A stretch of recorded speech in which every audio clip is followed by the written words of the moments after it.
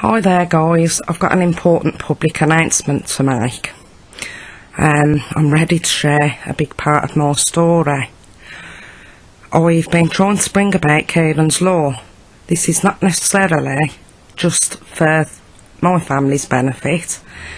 This is for the benefit of anybody in the future that could be faced with the forced adoption of their child. But is your child really, truly, lawfully, legally, forcibly adopted? Let me explain. First of all, with Kieran's law, I had made a Freedom of Information request, which I'd been considered to be making a vexatious request. I challenged this. I didn't even get heard properly at the stage where I asked for an internal review. It was just saying that the council was right or was wrong. So I took it through to First Tier Tribunal Court. The judgment is up on First Tier Tribunal's website. It's up on Bally website. The ICO decision notice is up on the ICO website. It came about that someone from the council had stated in writing that my son was adopted in 2002. I provided evidence to substantiate he was adopted in 2006.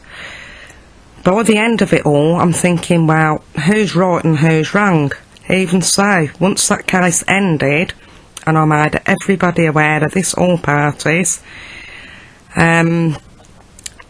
I got a letter, which was an apology letter, admitting to an administrative error. They was incorrect in stating it was 2002. I was correct in stating it was 2006. So what I did then, I made my application to judicial review, but I should have sought the documents for permission to use the documents from the family court in First Tier Tribunal Court. So I backpedalled, got my application into upper tribunal. Then what happened next? Yeah, that's right. I found the family court, and cutting a long story short, I was put through to an adoption clerk.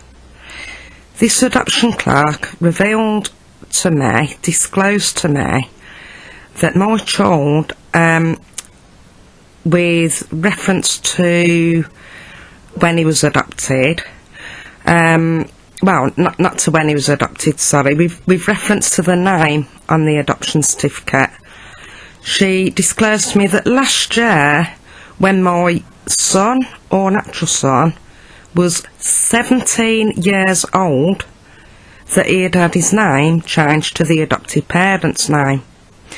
Now, up until then, I'd managed to obtain a copy of the adoption certificate. It was in the family's surname. I was not too surprised by this at all, because it was an older child that had apparently, allegedly, been adopted. But to have the name change at that time in his life, where he's known nothing about it, he wasn't consulted, he wasn't asked his wishes and feelings on it, is something that I have never come across before as a family campaigner, and somebody that has helped a hell of a lot of other parents going through the same situation or similar to what I have done. So what I'm trying to do is get Kieran's law brought in, looking at the root cause of miscarriage of justice. It is about transparency. We've got one going for that, about the transparency side. But I'm talking about the root cause of miscarriage of justice, because the thing is, this happened in 2006. I'm finding out 10 years later that this name change has occurred with no thought to my son's or my natural thoughts ID. What you have to do, well, what happened was the adoptive parent got contacted and made aware by the General Registrar that there'd been a misinterpretation on said child's surname.